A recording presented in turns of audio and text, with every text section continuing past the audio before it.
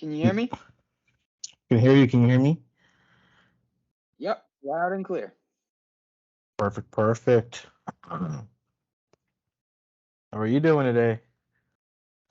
Good, thanks. How are you, Marco? I'm doing pretty good. At it.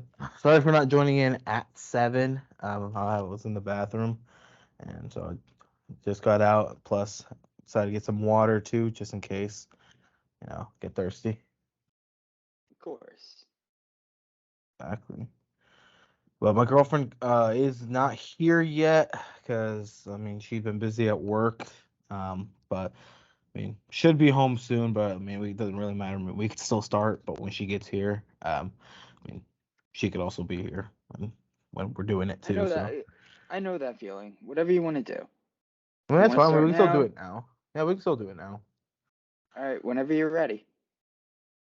I just like the uh, free format. How I think is what you call it. Just kind of go with the hmm flow. That's kind of how I do with the podcast. I don't really have like This set is not. questions.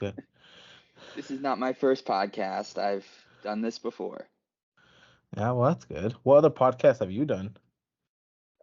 I've done Slam the Gavel. I did a segment for the Price of Business show. I did. Um, let's see. I've done Alienation via the State. Um, I spoke at the National Federation of Families annual conference last month, so I was out there Ooh, as well. how'd that Unfortunately, it go? was no, well, it went great. I mean, despite the fact that of all the places that they could have chosen, they chose Oklahoma City. I mean, if you want to get excited about Oklahoma City, what you have to do is you have to say, well, at least there are less dirty needles on the ground per capita. But it, yeah, I did have to go that far to get excited about Oklahoma City, but it is what it is. It was a change of scenery, and after COVID and everything else, and not traveling as much, it was nice to get out of New York. By the way, don't go to New York; it sucks. I mean, is that where you're currently at, or where are you currently at? It's where I have the misfortune of residing. Oh, from New York. I live in Nebraska, the state that people say doesn't exist, but it's where I live. I thought that was Wyoming, but That's another one. Wyoming and Nebraska are kind of the two that people like to associate of not existing, but I'm here. I could list off a few more. Iowa, Idaho. Let's see. What else doesn't exist? New Mexico. A lot I of, could keep a, going. a, Alabama, you know, Mississippi, Arkansas, just, unless you're Bill Clinton. there's a lot of places that don't have a big, well-known city. Because Wyoming, the biggest like city is Cheyenne with think about like 50, 60K population, and that's the biggest Oh, yeah, city oh, yeah, in. exactly. Wyoming is less than 500,000 people. I mean, if you look at the history, even to get statehood, they had to lie about the population of Wyoming, say it was more than it was to actually get statehood. For people that still know their American history. That's actually I just recently learned that actually where they had to lie. I think back then I think it was you had to have at least 55,000 or somewhere in the 50,000s to be known as a state to like register as a state, and I think they said they had like over 100K, I think, or something around that Yeah, nature, and yeah. and then they I mean, anyway, we're getting a little off track. We're here to talk about, you know, CPS and what I do as well. So let me actually get to that. So I'm a child welfare consultant and former child protective services investigator. hmm Now, for those of for those of your audience that may not be familiar, Child Protective Services now in Nebraska, I believe they are under the Department of Health and Human Services at the state level. They they're the government entity that is responsible for investigating all reports of child abuse and neglect. Now, investigating uh, child abuse and neglect to protect children on its face is pretty virtuous. That's a good thing. Unfortunately, it gets a little more complicated from there Mhm. because, first of all, it's the government that's actually doing these investigations. And have you ever had to go to the DMV to renew your driver's license or take your driver's test or something? There's always Mhm. a long line. There's always some sort of issue. There's always a whole bunch of paperwork that you have to do. You're in the wrong line. Uh, you know, eh, Unfortunately, for a very virtuous thing like protecting children, being a government agency, it operates with the same contempt, the same politics, the same inefficiencies that agencies like the DMV and the IRS do too. Mhm. The IRS is a cliche, the DMV people relate to more on a broader scale. But yeah, so what ends up happening is it's a good idea in theory, but in practice today, Child Protective Services is truly a mess. Now, I did these investigations in some of the highest crime neighborhoods in New York City Mhm. for years.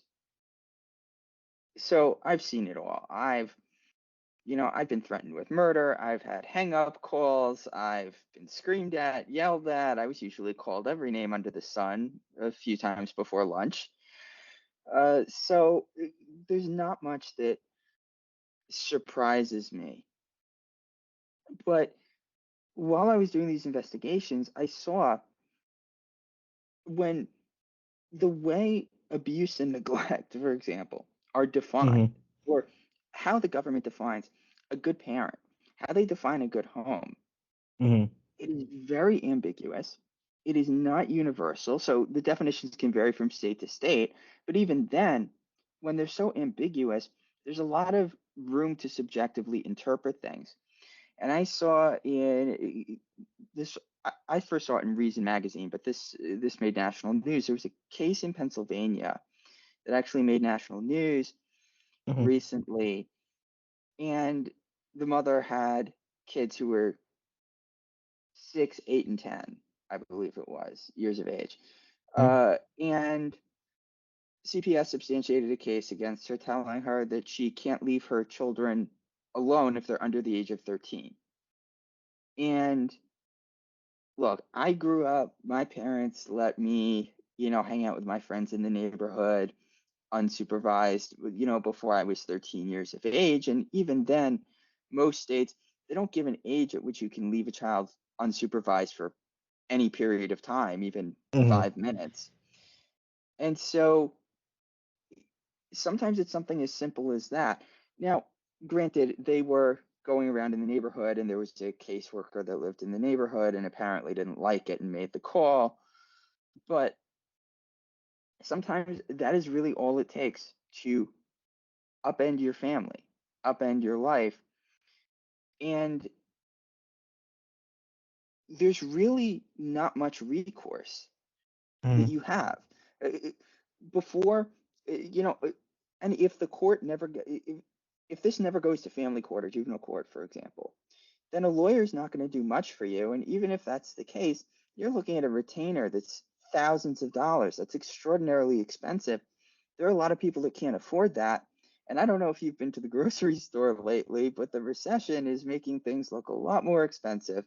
Yep. I used Going to the grocery store used to be a ho hum kind of thing for me. And I'll tell you now, I grimace every time I go to the grocery store because then I have to pull out my credit card and it is just, what used to cost $30 now costs 70. What used to be $100 grocery shop is now at least double that sometimes. It really is. But when it's not just food, when it's your kids you're fighting for, Mhm. your right to have your kids, it's a whole different ball game. And people don't realize a lot of the time just how little it would take to upend a family. This is why I tend to call CPS investigations among the most frightening experiences any parent can endure. The research has shown that 1 in 3 children in the United States will be subject to a CPS investigation before they reach the age of 18. Hmm. That's 1 in 3, considering there are 61 million families in the United States. That is a substantial number. I mean, in 2019, there were 2.2 million investigations performed nationwide. 3 in every 10 were substantiated. There were 500,000 children in CPS custody. That's foster care, kinship care, institutionalization, but separated from their parents, and 84% of those removals Hmm. were not due to abuse. They were due to neglect.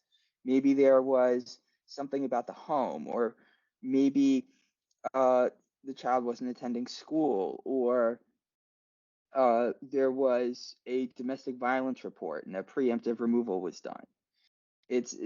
Sometimes it's something as simple as that. It could have been a misunderstanding, an argument. No, the child might have heard something, and therefore they might have PTSD. So we're going to remove until we hear otherwise. And it really can be that bad. So after a while of having the government's resources behind me doing these investigations, Hmm. it's you don't make 7 figures going into the social services fields. You just don't. Go to Wall Street if you want to, if you're really looking to make bank. You're Hmm. not going to do it working in child welfare. So obviously, the only other reason to go and do something like this is, well, you actually want to help people. Well, if I couldn't see that I was helping families, and I wasn't making 7 figures, then you have to ask yourself, what am I doing there? And that's exactly what I ended up asking. And ultimately, it came down to what I call an impossible choice, which was I had 3 options. I could make the best of the situation I was in because I had found child welfare to be my calling. I could leave my calling forever, pivot, and find another industry Hmm. because it's entirely controlled by the government and government contractors. There is no real private sector for child welfare anymore. Um, And then, of course, there was the third option, which was create what I thought was needed. This was in early this year. We were finally starting to come out of the pandemic, and I said, you know what? I can do this better. Let's level the playing field. And I started a consulting firm, CPSprotect Consulting Services. Hmm. And what I set out to do was actually help families prepare for and navigate CPS investigations. So let's say CPS shows up at your door. Well, what are you going to do? Should you let them in? Should you not? If they ask for a consent form for your child's medical records, should you sign it? Should you answer their questions? Should you not? Can you record? Can't you? What's your risk? Um, if a case is substantiated against you, what are your options? These are questions people don't realize. And when you're so scared that you might lose your children or a case might be substantiated and there might be consequences, well, you're panicking and you're thinking, how can I impress the CPS investigator? And Hmm. navigating that minefield without a clear head, which I've never met somebody who can do that very easily. You worry about your family. So during that, it's so easy to step on a landmine and end up in trouble. It is so easy to do. And so what we do is we can help actually with our child welfare consultants. They're all former CPS investigators, we can actually look at this from the perspective of CPS with our own experience and actually help you navigate it with the to minimize the amount of fear, disruption, and intrusion that these investigations cause, and the duration. Hmm. Sometimes working with us can be the difference between 18 months of between 18 months of involvement without us and less than 60 days with us. And that's a huge deal, especially because once you get yourself in a mess with child welfare, it is very difficult to dig yourself out. We also offer help preemptively. Let's say a neighbor gets investigated by CPS and it kind of spooks you because it looked a little bit shady the way things went down. Hmm. Well, you know what? We can help you prepare. So before they even show up at your door, you are ready for just about every scenario that they could come up with. And one of the ways that we do that, in addition to actually meeting and actually doing the investigation, we have these personalized plans because it's a lot easier to look at a piece of paper that summarize a packet that summarizes everything that we found. It's through CPSprotect, and for our recommendations, it's much easier to follow those instructions than it is to think on the fly when you are really truly frightened. Hmm. There's really nothing else like it. And so it's a big gamble. I've invested quite a bit in doing this, but I think it's necessary because you can look, there have been plenty of people who have complained about how child welfare works and the countless issues, but there really hasn't been any substantial change. And even when there is reform, parents aren't getting their desired outcome. And so the question is, if you keep telling the government there needs to be reform and it just doesn't happen, then what do you do? Well, it turns out that foster care, kinship care, uh, CPS contracted prevention services, which are CPS contracted service providers in the home, it's a slightly newer development that's designed to reduce the amount of family separations, but really results in more perpetual involvement in some ways because these in-home service providers are mandated reporters and they also are contracted by CPS. So in order to not lose those contracts, they have a very low threshold for reporting the smallest things. And it basically puts parents in at the burden of either be perfect or have a whole nother investigation. So that be, you know, that being said, how do you actually level the playing field and get child protective services to come to the table? Well, if they're Hmm. federal funding, if less people are accepting prevention services and going for more private services, community-based organizations, and they're meeting the minimum standard more, so less removals are happening. There's less federal funding coming in, and it changes the incentive structure in such a way that it might make the government more willing to have a conversation because it's very difficult to hold the government accountable. It's very difficult. It's much easier to hold the private sector accountable than government because is government really going to hold itself accountable? Nope. Not often. And so here, this is, in a system with really no checks and balances. This is my attempt at offering families a chance to level the playing field and possibly, granted, this isn't happening in a decade. This is something that with perfect timing could take 20 years to do, but Hmm. eventually bring federal child welfare officials to the table to actually talk about what should good child welfare reform look like. Because I can say, as a former CPS investigator, in a minority of my cases, I did meet some of the most evil people you could imagine. People who truly did unspeakable things to children. Mm-hmm. And there is a need to protect them. But is that the majority of what CPS investigates? Not by a long shot. And the scope of what abuse and neglect are defined as now has just gotten so far out of control that it is it, parents can't be parents. My Mm-hmm. parents weren't perfect. My mother used to say to me, you know, I'm doing my best with you.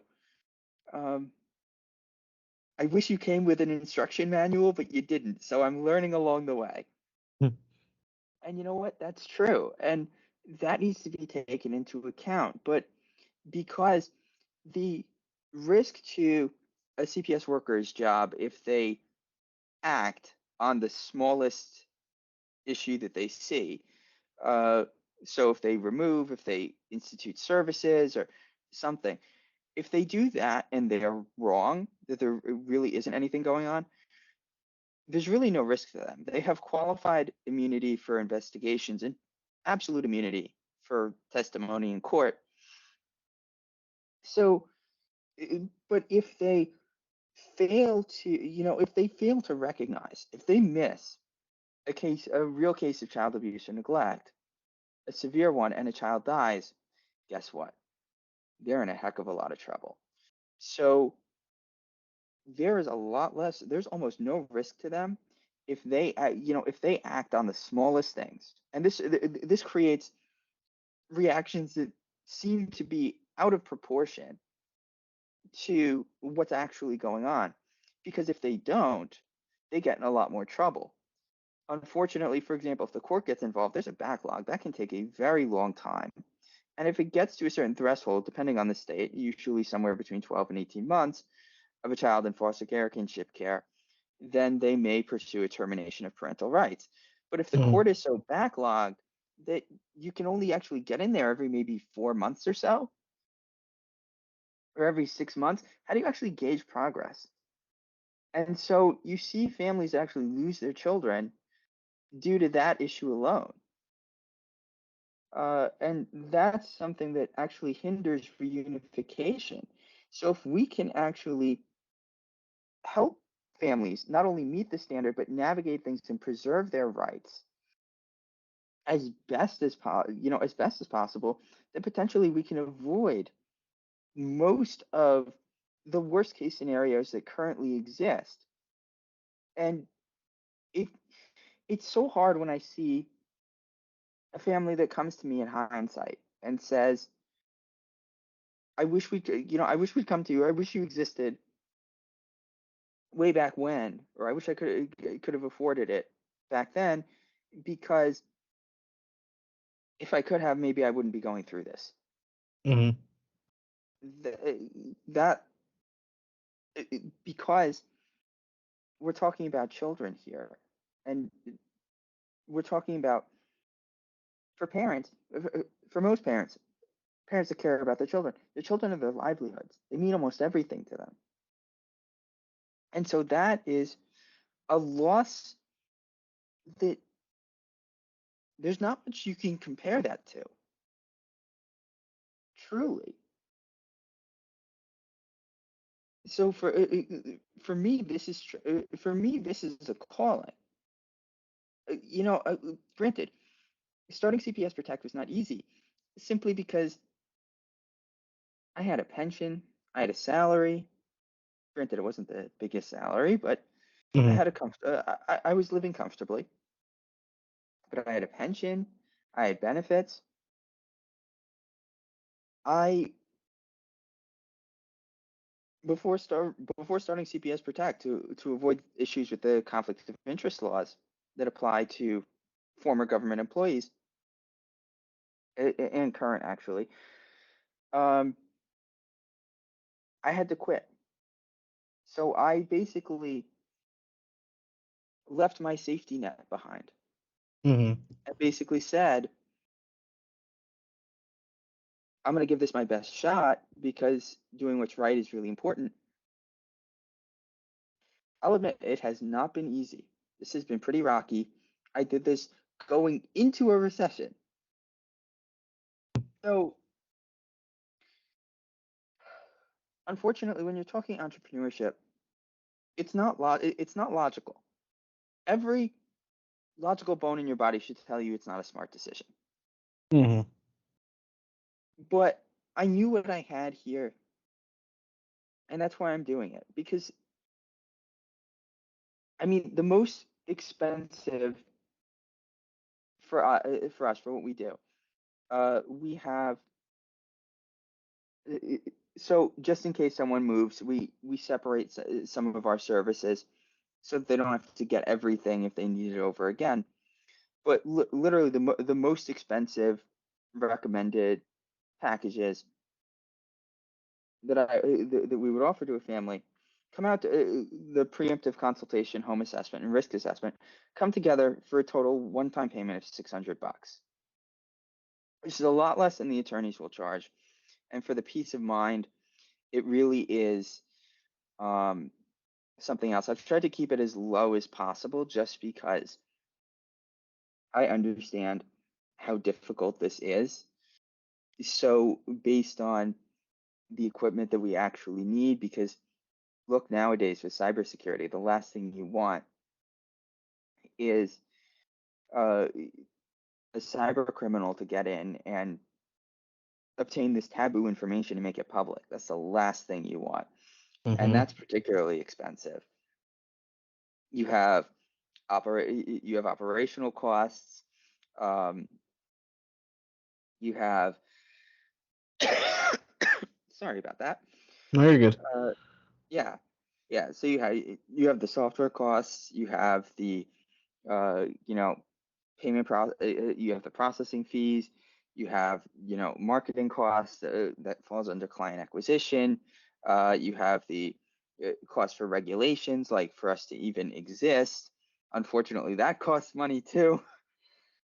There's so much, but uh, I did everything I could to keep the prices as low as possible because I will tell you, I get such satisfaction from when I manage to help a family.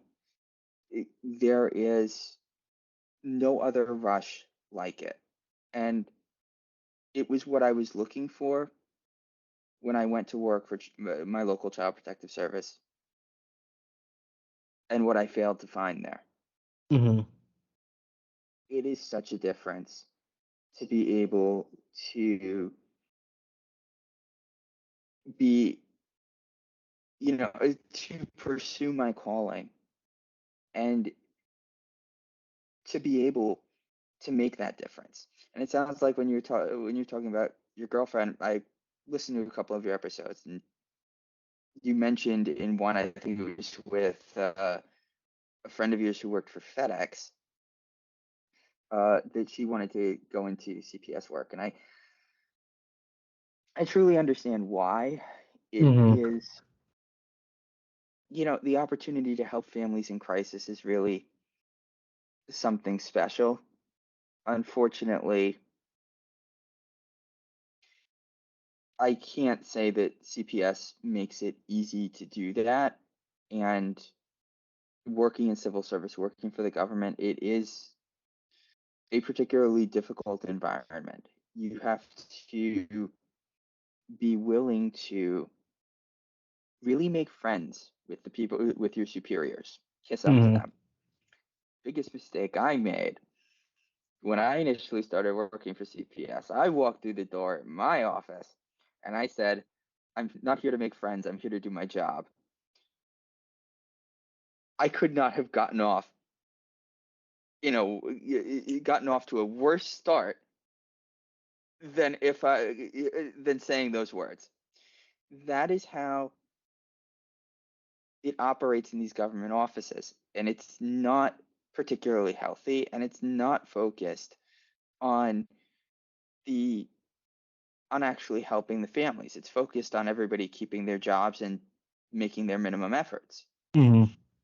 Those that actually have a lot of integrity and actually care don't really last long. The burnout rates are exceptionally high. And especially for the pay too, It's because truly unbelievable. since Yeah. CPS work is like one of the lowest paying jobs, and so having a lot of that stress and just everything you have to deal with, like how you said, that burnout comes out quickly. But Oh yeah. Oh yeah. this is my girlfriend. When She it comes just to arrived. welcome, I mean, just being under cross-examination is very stressful, and usually I would have very little prep time, especially if there was a removal. It would be, I remember one time I was in a child safety conference for 2 hours, a long one. All of a sudden, I hear I've got a new case, and I have to be in court in 15 minutes, and I have to read up on the case. I have to figure out what happened, and I'm about to be cross-examined on this, and somehow I made it through. But there is the amount of stress for the amount of pay and the limitations in how you actually are able to help. Just because, look, if it came to just getting a client a piece of furniture, the amount of people I had to go through, it could take months to do it. And if it was a piece of furniture that, for example, if it was a crib and it wouldn't be able to get there in time, you might have to make alternative arrangements, or it might have to be a removal. There was some those were the times where it really broke your heart, because it wasn't as if I was making the rules either, and I didn't really have control over the situation. I would be overridden, but again, seeing a lot of this, getting the experience, this is why I left and started CPS Protect. Is now there is another option. Granted, the hard part is actually for people who don't trust, who obviously their trust may have been violated by CPS. They don't trust themselves to handle it. They've heard plenty of false promises. Actually convincing them that what I have to offer is legitimate is not easy. In addition, when it comes to the marketing, right now we're in the middle of the holiday season, so it's quieter for me. Um, I can't imagine anyone ever presenting a gift card. This is why we don't offer this. Presenting a gift card to their spouse or their friend for our services. Here, get a preemptive consultation, a home assessment, and a risk assessment. I got you a gift card. Merry Christmas. Happy Hanukkah. I'm sorry, I can't imagine that ever going over well. Mhm. So I just don't offer that at all to save everybody. If look, if it were me and I offered that to my girlfriend, I get slapped in the face. So, and you know what? I will say I probably deserve it. Uh, Something like this is very difficult to actually market in some traditional ways. But again, it's really important, and I love that I get to pursue my calling and I get to do this on my own terms, because whereas it was very difficult to help families back when I was working for CPS, it is very easy with each client that I work with to make a difference here. Mhm. I mean, the hardest part is when I have a client who, a prospect who actually calls and says, Jay, I need you to help me, but I'm 9 months in, and we're, potentially in 3 months, they're looking to terminate parental rights, and I don't know what to do, and all this other stuff, and even when it's a minor case. But for me, I don't provide services for reunification. That typically is more attorney heavy. So as a child welfare consultant, that's not my area. And for some of these families, it's like, well, I can't afford a $8,000 or $10,000 retainer, for a private attorney, so I'm stuck with what the court will offer me. But unfortunately, there's really nothing that I can do in that scenario. And if I went and said, okay, I can help you, they're not going to get their money's worth out of it.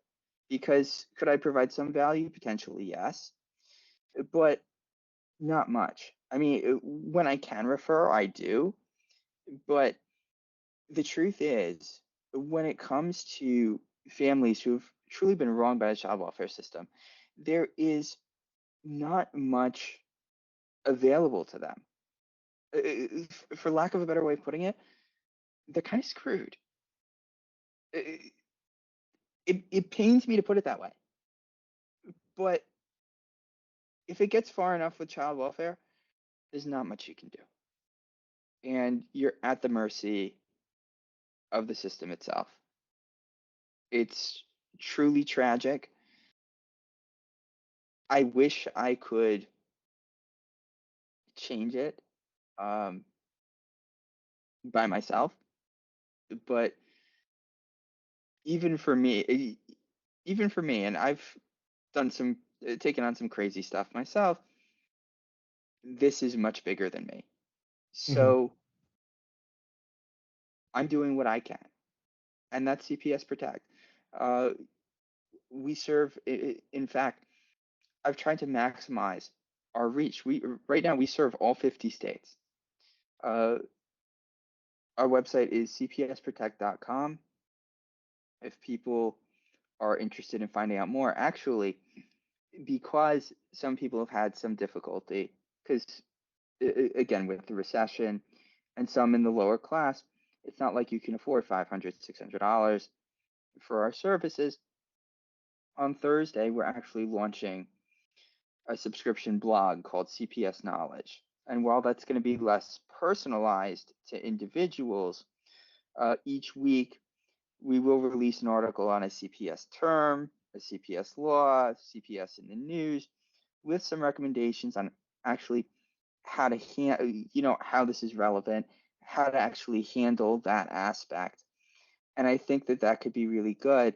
And for that, it's for the annual subscription, it would actually be $4.99 a month, and for the monthly $6.99. So we're really looking to, I'm looking to reach out to those who even may be tighter financially, because Mhm. the truth is that more than half of CPS investigations do hit the lower class. The research is pretty darn clear on this. Um, How come?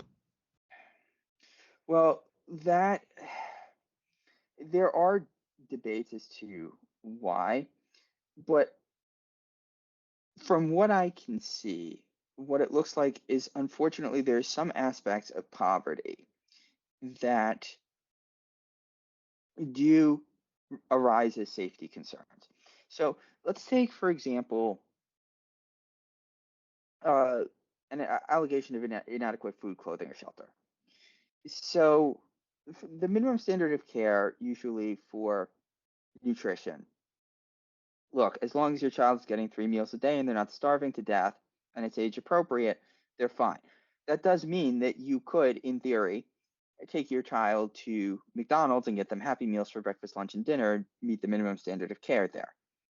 But if they have a diagnosis of diabetes and you're still doing that, not so much. That would be considered medical neglect.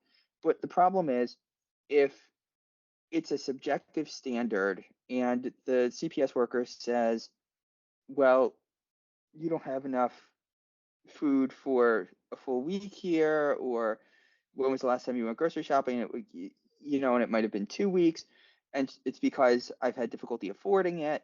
But there's a whole bunch of food pantries in the area that she didn't get to. You know, even if she's applying to recertify her food stamps, for example, then that may still qualify as a substantiated case. And so you see small things like that where unfortunately where it's borderline with the minimum standard of care and it's up for interpretation. There is no universal definition for abuse. There is no universal definition for neglect. And there is a lot left up to interpretation. And when that happens, especially we talked earlier about the incentive structure for taking action rather than not taking action, even on the smallest things. Unfortunately, this is what leads to, at least in my opinion, more involvement with the lower class. They also have less resources. So when there is a removal, the middle class is more likely to, either through loans or uh, through networks or their own funding, are able to afford an attorney. You have someone who can only get an attorney appointed by the court who might have 80 some odd cases.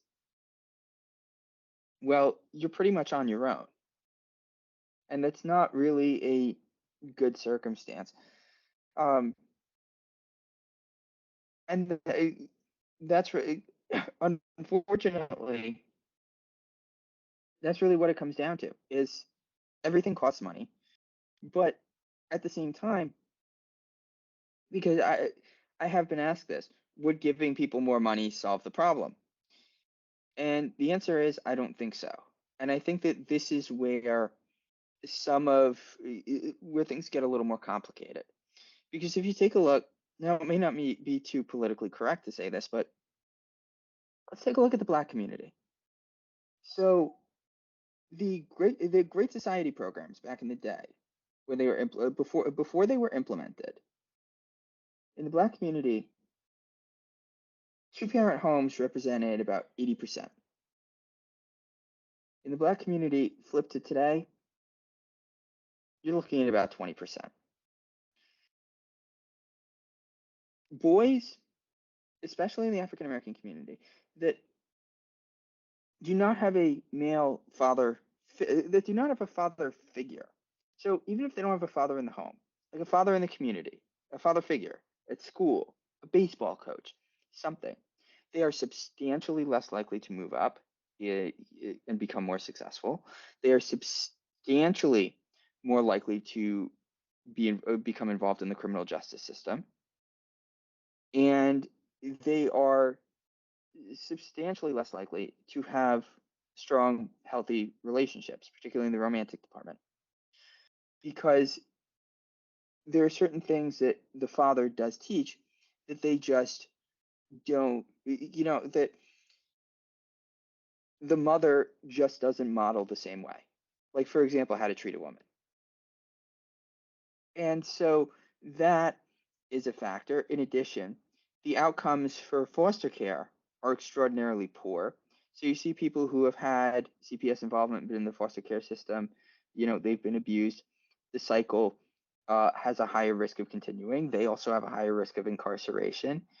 And a lower rate of success. Granted, there are some foster kids who go through the ringer and do become very successful. But when you look at the numbers, they are not the majority. And that's another issue in and of itself. So together, I think there are a lot of factors, and just throwing more money at the problem isn't going to solve it. This is truly a complicated thing, but it's one that I think needs more pragmatic conversations. There's a lot of talking about it. Like in New York, the feds are currently investigating them. New York City's agency, ACS, for racism, for actually going after, Black families more. And yes, uh, Black families tend to have a higher rate of investigation, but they're not really asking why. And it doesn't look like there's going to be any change. It looks to be more performative than anything else. So if you're actually going to look to change the status quo, you actually have to ask why. And I'm not seeing that question asked. I think it's and I think it's an important one. And if you say that it's because they don't know how to meet the minimum standard, there's certain race people don't know how to meet the minimum standard of care. They don't have access to the resources, and there's plenty around. I think that's insulting. Really, you know, if you're gonna say that about a community's justification to throw more money at the problem, I think that's particularly insulting, and that in itself would be racist. So I do think that we need to have more pragmatic conversations and really look to address it in a more effective way, because what's going on here is not addressing it. And it's shameful to see that kind of just, I'm sorry, there's no other word for it, virtue signaling. That's really what it is. I don't expect anything to come of that investigation. I've heard promises time and again. I I really have, and it's terrible. We need more people talking about it. That's why I'm on your podcast today. The Mhm. more people are talking about these situations, the more people that are doing things like me with CPSprotect, foundations like the Family Preservation Foundation, the activist law firm Children's Rights, uh, the more you have people actually trying to do the right thing, the better this is going to be. But the important, in order for there to be this change, there's one thing that needs to happen more than anything else, and it's that people who don't actively have skin in the game, that aren't actively under a CPS investigation, need to start talking about it too. They need to be up in arms too, because unless you have that, the the story will never reach the critical mass that is needed to actually influence the change that is wanted. These stories get their 15 minutes of fame, and then they're out of the public eye until something happens. And this happens again and again and again. So I'm here doing my part, and I'm hoping to see in the coming years more people doing their part. We are seeing that wrongful CPS actions, and by wrongful, I don't mean illegal, because they may be by the book, but still questionable in terms of the actions taken. They, what used to be locally exclusive stories are now making the national news, and it's happening more and more. And I'm really happy to see that. I think the other factor is we are seeing parents, and although I try not to delve into politics, we're starting to see parents, particularly of school-aged children, start to become a voting class in their own right, because I'm sure you've heard plenty in the news over the past couple of years about school choice and whether whether parents should have a say in what their children are taught. Now, I'm not taking a position, in favor of the school or in favor of the parents here, but what this has done is this has put forth a unique question, which is, are they your children or the government's children? Who gets to make the decisions? And that's the battle that's going on. That's going on right now. Um, so we're seeing parents start to be more skeptical. And so I am interested to actually see where this goes. I think we are at a time coming out of the COVID pandemic where people are thinking more about their individual rights, particularly their negative rights. Now, when I say negative rights, I'm talking about uh, negative rights are rights that restrain the government from interfering in your autonomy. Positive rights are, to the contrary, are the government granting you something by removing from something else. So, for example, the right to housing. If you have to take somebody's land, or whether by eminent domain or otherwise, to provide some sort of free housing, that would be a positive right if if housing were a right. Now, a negative right, for example, uh, your parental rights against government interference to a point, that would be considered a negative right. The right to bear arms, the Second Amendment, whether you agree with it or not, prevents the government from interfering with your right to bear arms. The First Amendment, freedom of speech, expression, religion, it doesn't prevent, you hear about Twitter all the time now. Well, Twitter could interfere with speech legally because they weren't a government entity. The First Amendment only protects you against interference in your right to free speech from the government or public institutions.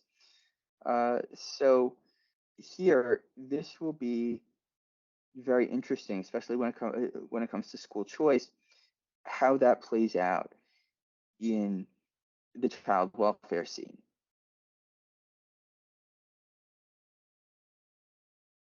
Yeah, something else.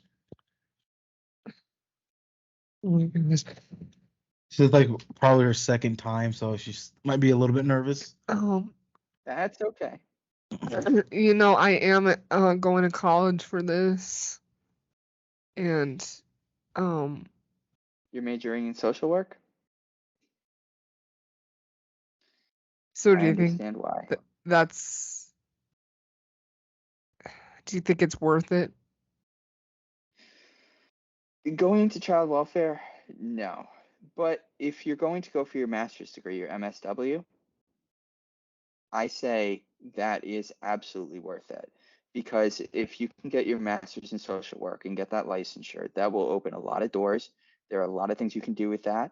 You could also go into private practice for psychotherapy and get your LCSW. And if you want to continue schooling after that, once you have your LCSW, you can get your certificate in psychoanalysis if you want. But with the bachelor's in social work, there's not going to be a whole lot. So you're going to have to, the master's degree is going to have to be part of the package if you're going to do it. But there is a lot that you can do with a master's in social work.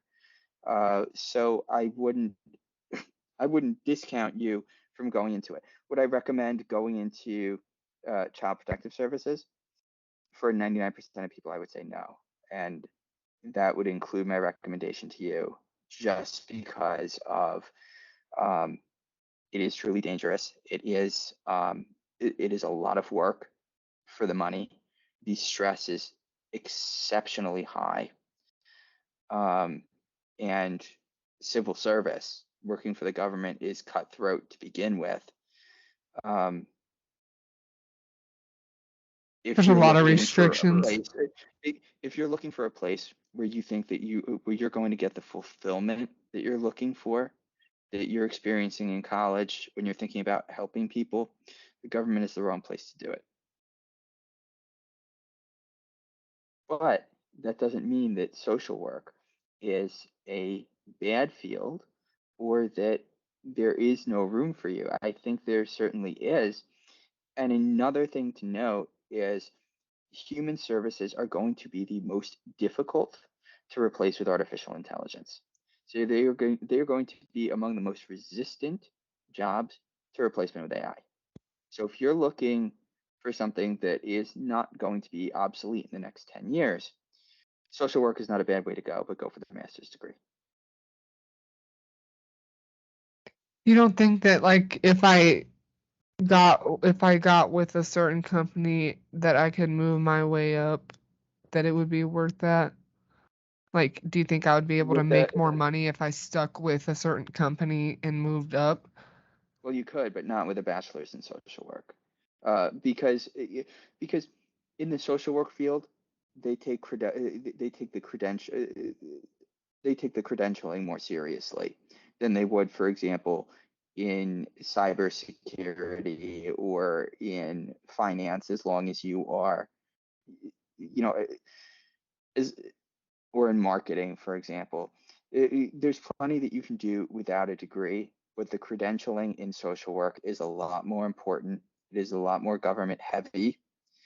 So it is harder to move up because they will ask for that degree and that license when it comes to a lot of social work jobs.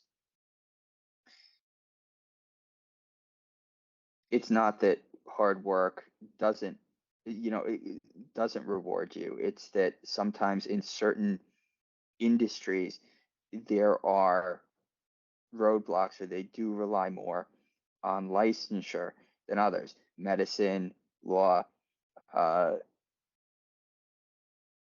social work, and mental health tend to fall into those categories a lot more than just about anywhere else.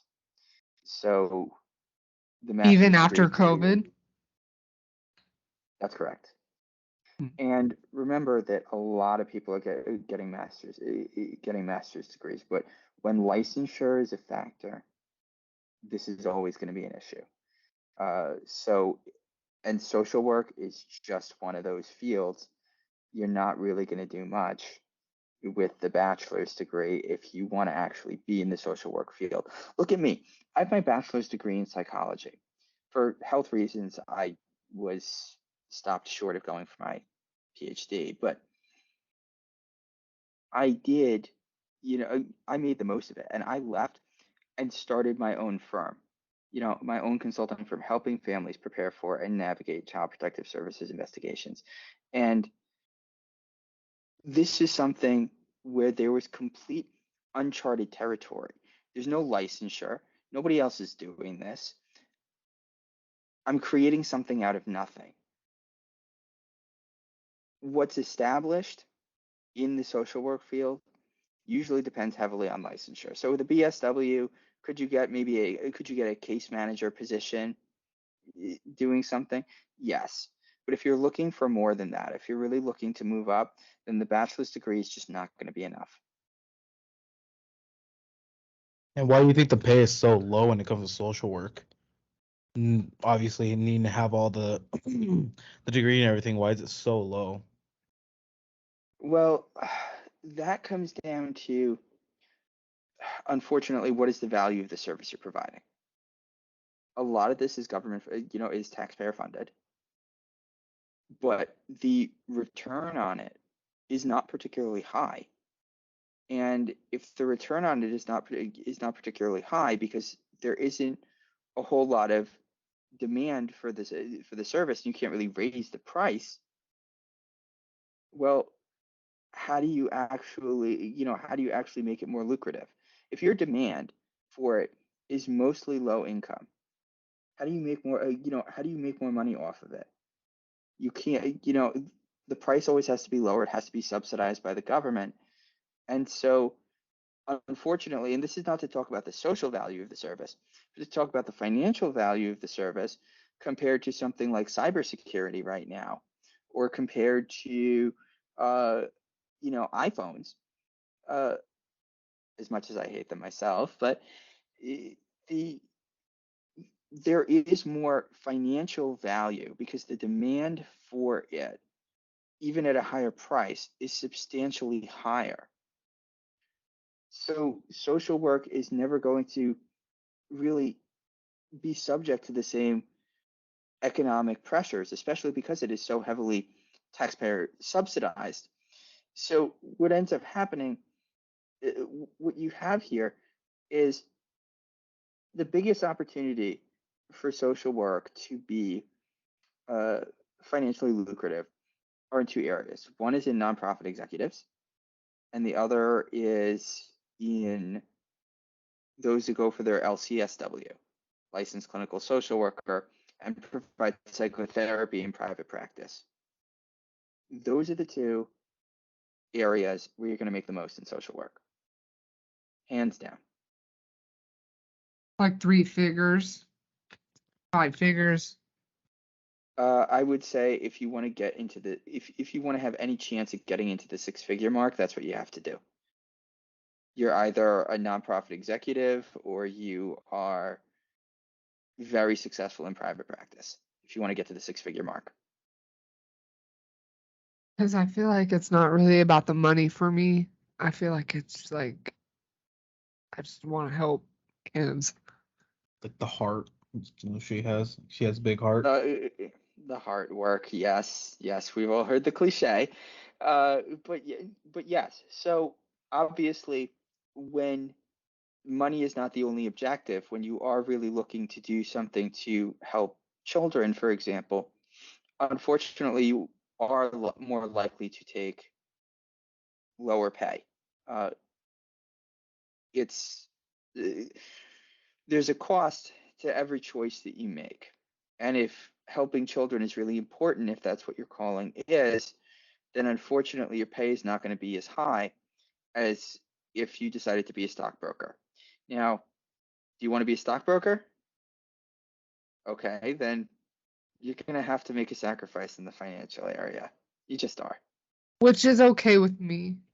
That's okay. That's okay. Look, I made the same sacrifice. I did. So there's nothing wrong with making that decision. You just have to be okay with the decision that you're making. Am I gonna help a lot of kids though? Because the way that you were explaining it makes it sound like the government has a lot of ways that they don't let you help how you need to help. Well, it depends. If you're going, it depends on what you're doing. Sometimes there are nonprofit contractors that will be doing after school programs. If you're looking to go into child protective services specifically, I can't say I can't say that it's going to be particularly helpful.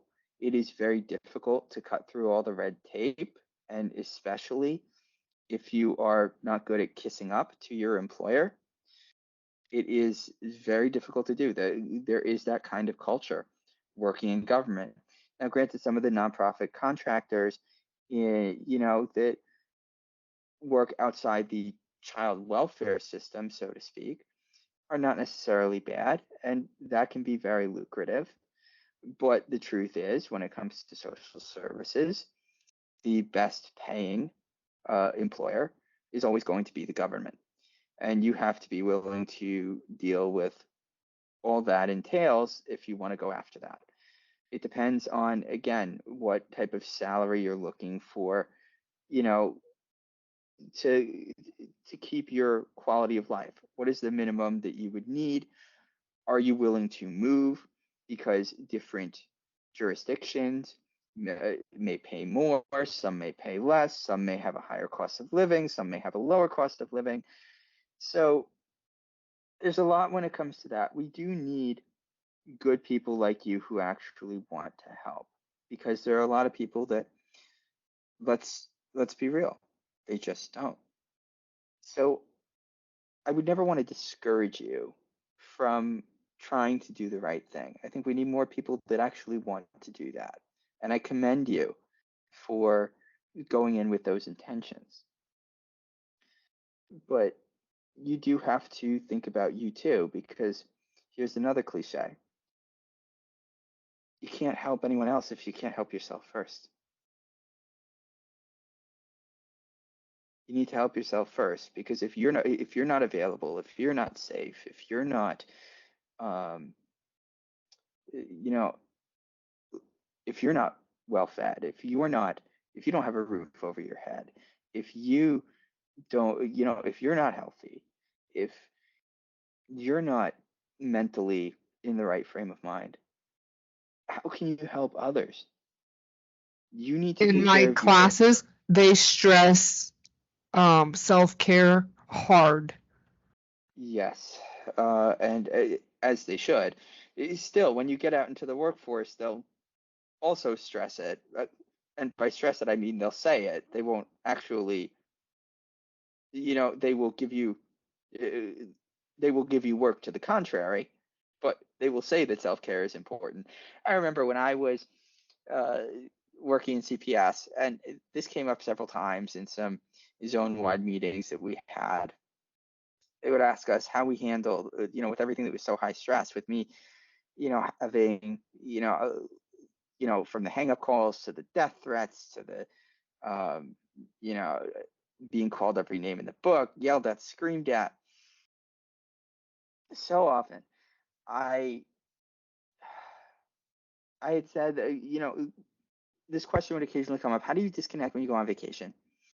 And I would say the answer is I don't really, because there's such an emotional investment that is made when you're doing the so-called heart work, that although I didn't actually answer any calls or do any work, I would check my email at least once a day. Occasionally, I responded to an email. But this was so when I got back to my desk, I didn't have a bunch of dumpster fires waiting for me. I knew what I was up against. And that alone allowed me to find balance. And I always got flack for that. I always got flack for that. People attacked me for even making that recommendation, saying, no, you need to disconnect. You can't do that. You want to know how to survive? You can't just say, well, when you're dealing with very vulnerable families, and this is also emotionally charged, you can't just drop it and be fine when you go away. That's not how it works. And ironically, that was the expectation. But unfortunately, when you say the quiet part out loud that you can't have it all, you can't have your cake and eat it too, people get upset.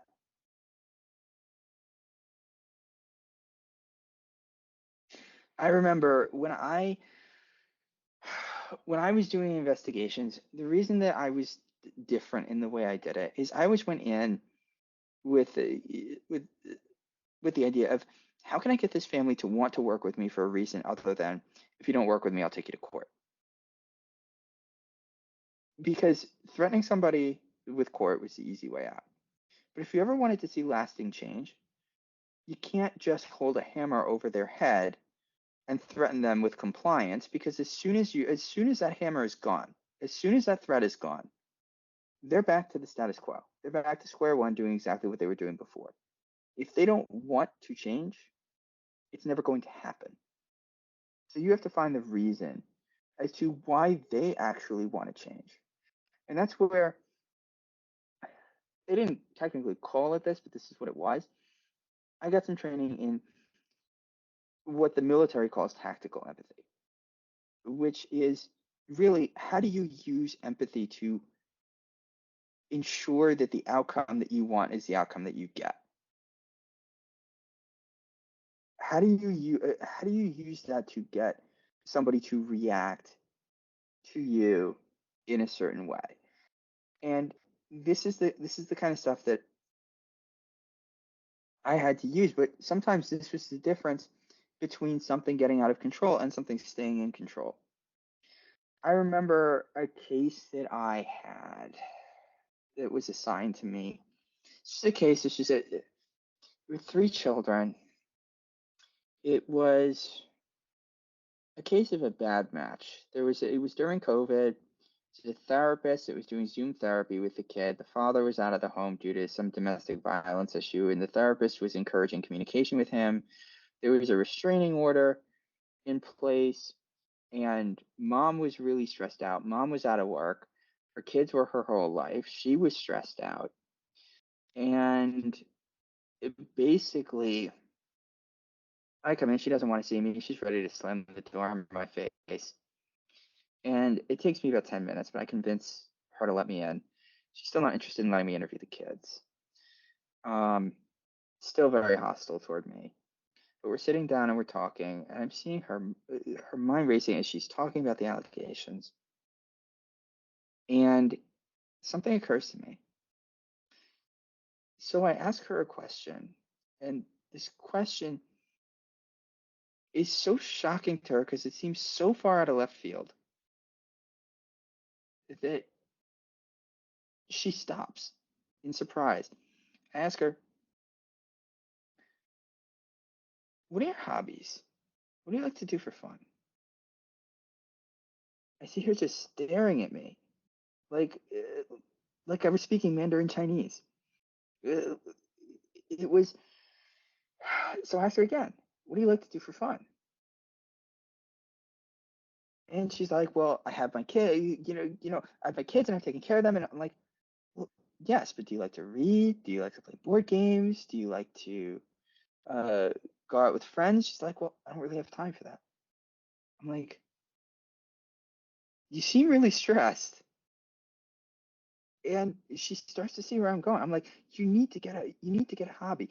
Look at you. You're a single mother trying to take care of three kids. You're stressed out. This therapist just doesn't seem it just doesn't seem to be a good match.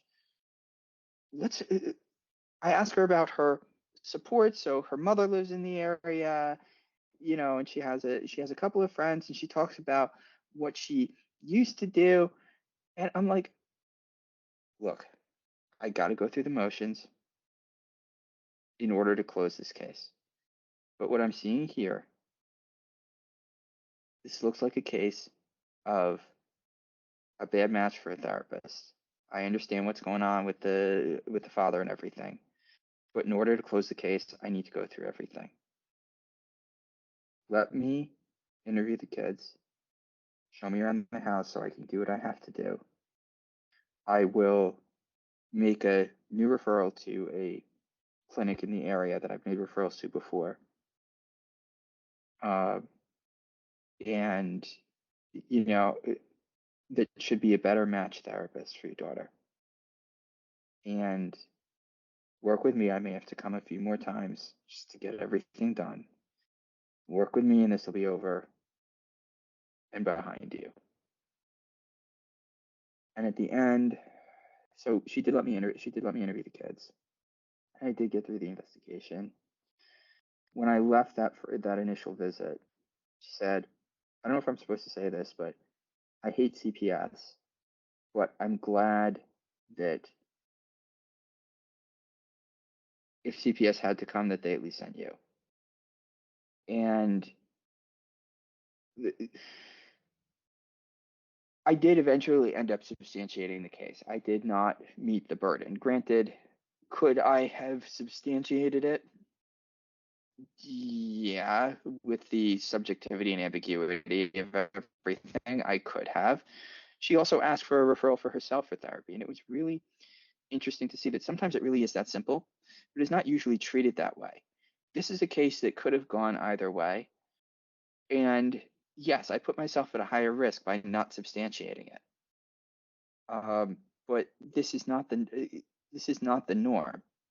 I mean, I remember getting flack when I referred to a community-based organization instead of prevention services for somebody on a substantiated case because they don't have the same relationship with CPS that the contractors do, the prevention services contractors. So what this comes down to is it was not easy to do the right thing, and I often got a lot of flack for it. And eventually I got tired of it because you can only fight for so long. And this is also why I knew I wasn't going to be moving up in at the Child Protective Services agency I was at, was because I wasn't kissing up to people. Granted, I wasn't making my supervisors look bad, my superiors look bad, which is why I had a completely clean record. I was never written up, not once. But at the same time, this is something that truly,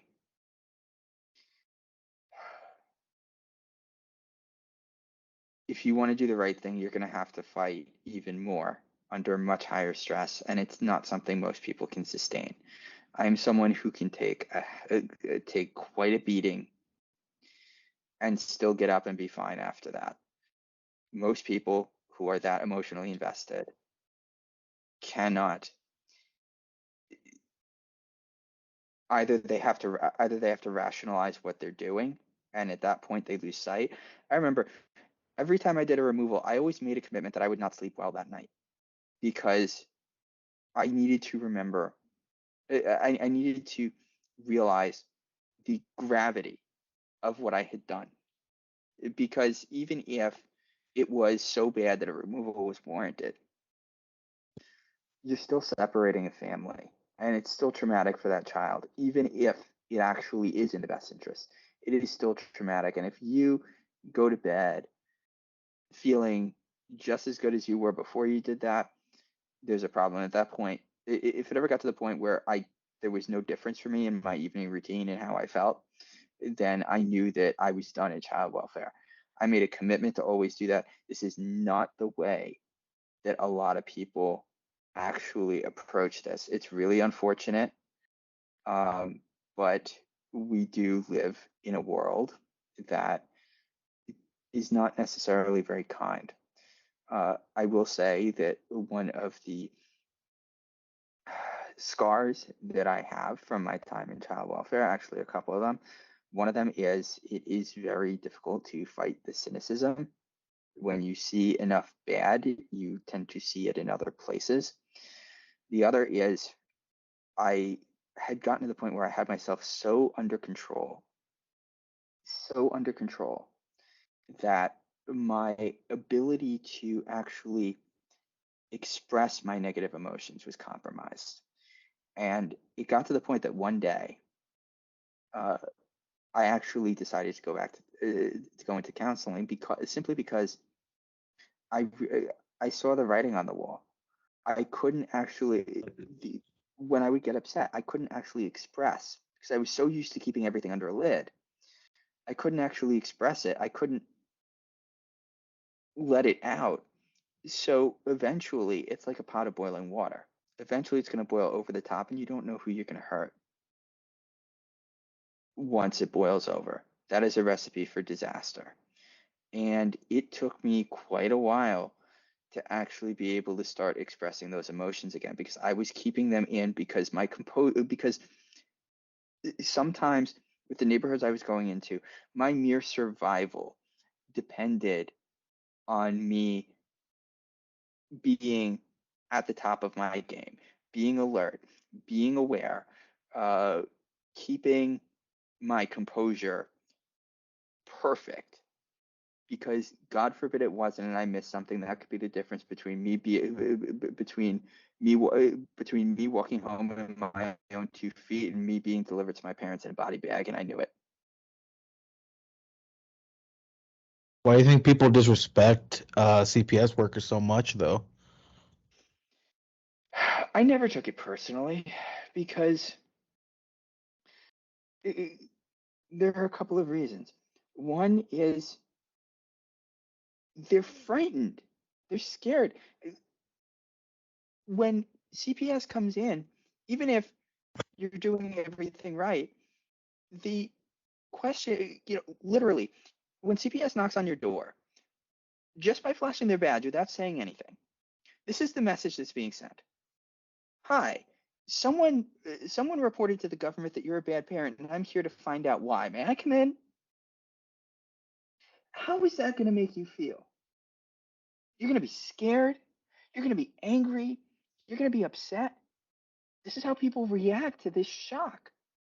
And it's not like it's not like they knew that CPS was showing up most of the time. They don't. It just gets sprung upon them. And if you expect that somebody is going to react and say, "Hi, can I get you a glass of water? Please come in. It's so good to see you. There's nothing wrong here. Let's just get this over with." No, no, that is not how human beings work. You should know this being in social work. Human beings do not work like that. When you are in that kind of situation, you are not going to react pleasantly. This is not tea time at the Barrington Country Club. This is CPS showing up and saying that you might be a bad parent, and I'm here to find out if that's the case, and if so, I could rip your family apart. You're not gonna offer them tea.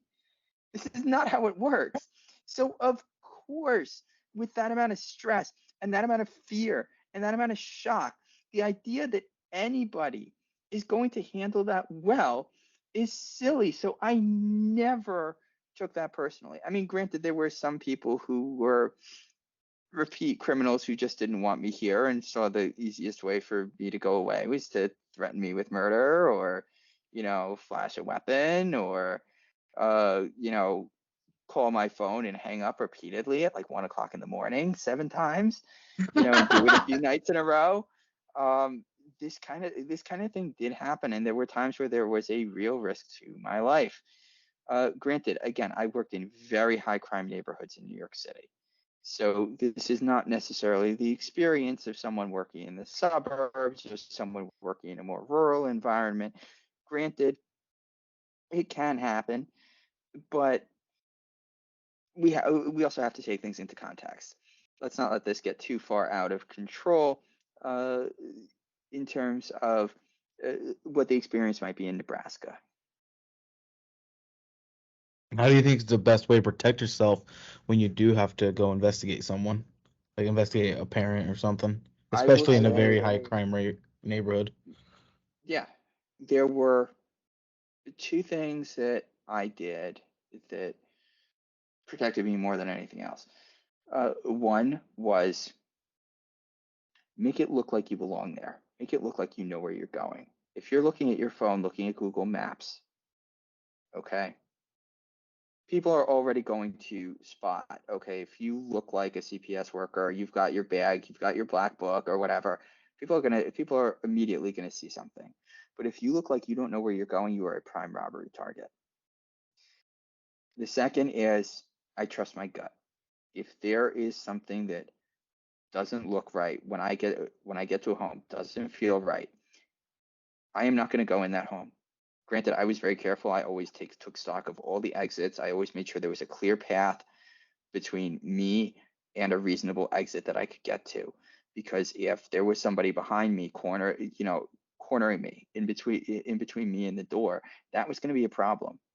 Because if things went sour, I would have no escape route. I was very careful with all that. If you're not hyper vigilant about this kind of stuff, and you talk to anybody in law enforcement, they'll tell you the same thing. It can be a split second decision that you let somebody go behind you, that you spot something before you go into a home that makes you uneasy, and you go in there. That could be the difference between you walking home on your own and you going home in a body bag. Granted, a lot of the people that I investigated was run-of-the-mill stuff. Was I really in danger there? No. But in the neighborhoods where there were shootings every single day, yes, there was some degree of real danger there. There are plenty of people who live in high crime neighborhoods who are not criminals and trying to do the right thing. There are also plenty of people there that don't. So I'm not using this to bash the people that I investigated, or the people who live in the neighborhoods that I investigated. There are plenty that are law-abiding citizens. So I wouldn't be so quick uh, to dismiss everyone there. But when you look at the numbers and you look at the crime, I mean, yes, there is a very real threat. Did they teach you before that, or did you just have to go into that and learn it on your own? I had to learn it on my own. I mean, granted, if we really felt that there was a concern, we could take a co-assist, we could take a colleague with us. But when you're so short-staffed to begin with, usually you'd be hard-pressed to find someone to go with you. So this was something I had to learn on my own, and I consider myself lucky that I'm still around. And what do you think would be the best way, especially for her being a woman? Obviously, she probably has a higher chance of, let's say, when it comes to, a father probably trying to hit up on her or something. What do you think would be the best way for her to approach just cases that way? Like when she has to approach homes, i.e., in also very high crime rate neighborhoods.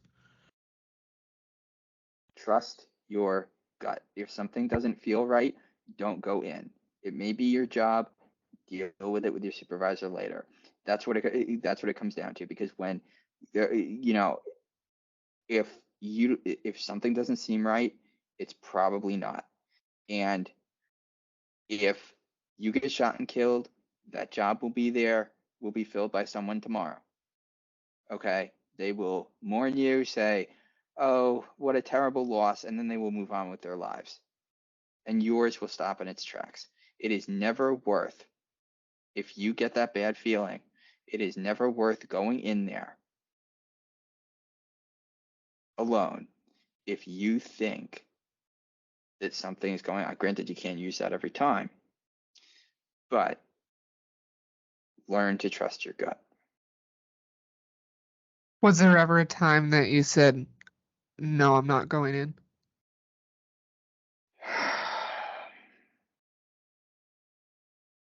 There were times that there was one time where I demanded a co-assist based on the report. Uh, there were times that there was never a time that I said I'm not going in, but there were times that I took extra precautions. But again, I was extremely careful with everything that I did. Um,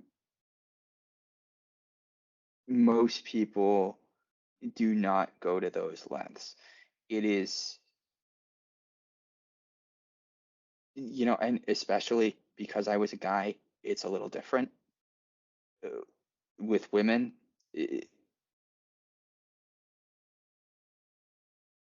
there's no way around it. There's always going to be a higher risk.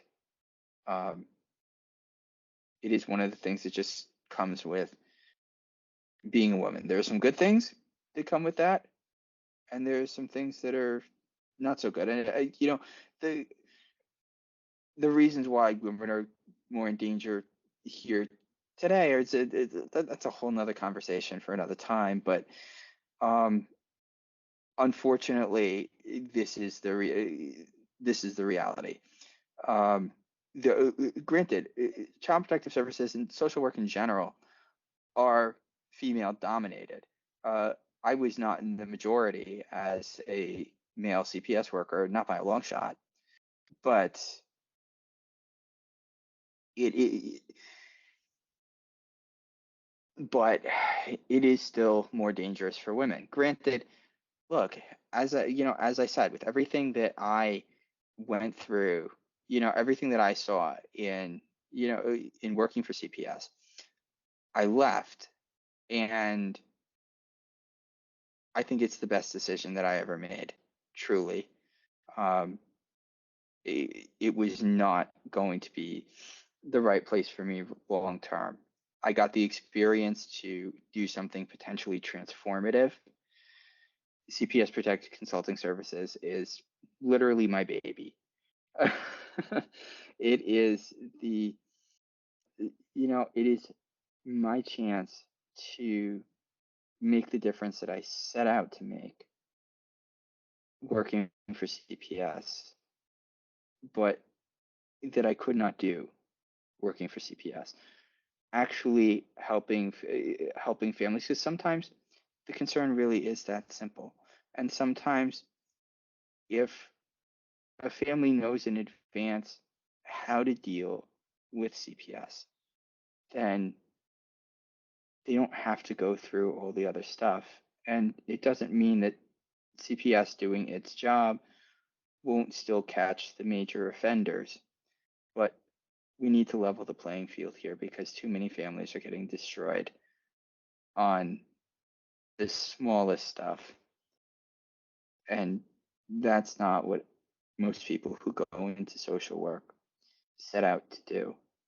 Granted, there are a lot of smoke and mirrors, so it can be very difficult to dissect how a lot of this works. Let me give you an example. You hear a lot of people say that child welfare is child trafficking. They make money off children. You hear this. What CPS typically says is no, that's not true. Now, there is some truth to it. Granted, it's not as blunt as implied, but there is some truth to it. And the reason is that prevention services and foster care and kinship care are funded by the federal government through Title 4E of the Social Security Act. So what happens is, let's take removal, for example. A child is placed in foster care. Well, these are typically handled by, once at that point, the investigation is basically done and it's handed over to a foster care case manager. Now, historically, this was still part of the government. Now it's usually a contractor, a private nonprofit agency that does the foster care case management for CPS.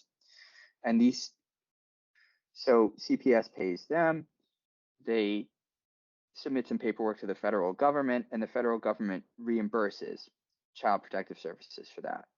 Now, what happens is these private foster care agencies, case management agencies, they negotiate these very, very, very expensive contracts with the top people at these child welfare agencies in the government, which makes these inherently political, these contracts.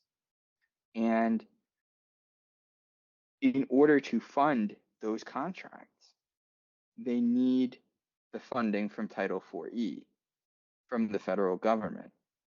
And so these political transactions that allow these public-private partnerships, these business-to-government nonprofit contractors to do this. Well, in order to fund those contracts, you need the kids, you need the you need the federal funding to do that. And so this truly is, in some ways, some pretty sleazy politics. So no, CPS workers aren't paid extra to remove kids. That's not true. But there is some truth to the financial incentive when it comes to removing kids. Now, granted, do they do that and say we need to remove this many kids to fund, to fund this foster care agency contract? No, but because the definitions for abuse and neglect are fairly ambiguous, and the incentive structure makes it so they act very quickly. Well, what ends up, on smaller things, what happens is they don't really need to finger individuals and say, well, we need to actually meet the quota here. It's not hard to do. And then when they have more kids who were removed, or it was for a longer period of time or something else, they can go say, well, we need more funding because obviously there's more of a need. So the agency grows. This, and this pays for more. So there is some truth to to the allegation that CPS gets paid to remove kids. It's not technically um, it's not technically accurate. Like if you work for CPS, you're not going to see an increase in your paycheck for removing more kids, or if the CPS workers, your supervisor, remove more kids, you're not going to see that. But this is the way it works, and those allegations shouldn't be dismissed outright. There is something to it. I have followed the rabbit hole quite a ways to figure this out, but even if the people who are doing the removals aren't getting paid more, the policies that are put in place are designed to do that, and they're put in place by the same people negotiating these contracts, and that's where it truly becomes an issue, and it does leave a bad taste in my mouth, because this is an agency that, Child Protective Services is supposed to be helping kids and helping families. And here, when you break it down, you're starting to see, is it really the case? Money is everything in the world right now. Always has been. Well, yes, of course, but with politics also comes power. And, that's something that we have to keep in mind. If you look back at the old, uh, before the government took over Child Protective Services, because originally these were done by uh, private organizations called Societies for the Prevention of Cruelty to Children. The first one being the New York Society for the Prevention of Cruelty to Children, founded in 1875, actually by the founder of the Society for the Prevention of Cruelty to Animals. Yes, let it sink in that there was a Society for the Prevention of Cruelty to Animals before there was one for the prevention of cruelty to children, by decades. So what happened was, in the New Deal, there were some, before the New Deal, there really weren't a lot of laws that protected children. Then in the New Deal, they started to have some child labor laws. Then you started to see in the 1960s, custodial abuse and neglect were decriminalized, and the remedial courts, that is, the juvenile and family courts, were created. At the same time, in the 1960s, the network of societies for the prevention of cruelty to children started to falter. Some closed due to lack of funding, others closed due to lack of staffing. There just wasn't enough interest. And so between the 1960s and the 1980s, slowly this died off, and the government started picking up the mantle. The states developed their own central registries and assumed the mantle for conducting CPS investigations. And by the 1980s, you had the entire country CPS was now a government entity. The Societies for the Prevention of Cruelty to Children, the few that remained at the time, weren't really doing the investigations anymore. The only one I know of, actually, there are two that remain. One merged, it's a prevention services agency. I believe it was the Massachusetts Society for the Prevention of Cruelty to Children. The New York Society for the Prevention of Cruelty to Children also remains. They do counseling for CPS workers in New York City. They do mandated reporter training, and they remain the custodians of the records from the child abuse cases they investigated. But that's all that remains.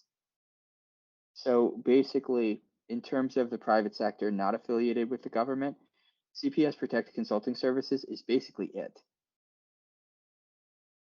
I'll make sure to put your website down in the description for both the YouTube and on the others, so then people can go check it out. Absolutely. Yep, that's cpsprotect.com. We can also be reached by phone at 844-633-KIDS. That's toll free, 844-633-KIDS.